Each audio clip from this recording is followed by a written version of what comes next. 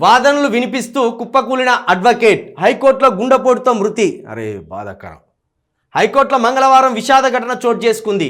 21వ కోర్టు హాల్లో ఒక కేసు విచారణ సమయంలో న్యాయమూర్తి ముందు వాదనలు వినిపిస్తూ అడ్వకేట్ పసునూరు వేణుగోపాలరావు గుండెపోటుతో కుప్పకూలిపోయారు. వెంటనే అతన్ని అంబులెన్స్లో పక్కనే ఉన్న ఉస్మానియా హాస్పిటల్కు తరలించారు. అయితే డాక్టర్లు పరీక్షించి అతడు గుండెపోటుతో అప్పటికే మృతి చెందినట్లు నిర్ధారించారు. అబ్బబ్బబ్బబ్బా, కోర్టులోనే చనిపోయింది కదా పాపం. ఏజ్ ఎంతనో మరినది 50 దాటినట్టే ఉన్నది. హైదరాబాద్ హైకోర్టులో నిన్న వాదనలు వినిపిస్తుండగానే ఇట్లా వేణుగోపాలరావు గారు చనిపోయినలాట.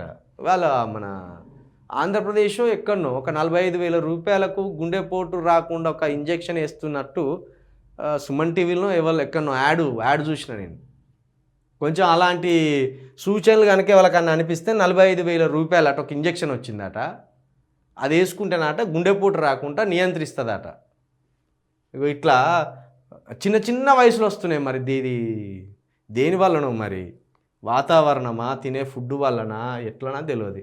వాదించుకుంటేనే కోర్టులో ఇట్లా కుప్పగూలిపోయాయి.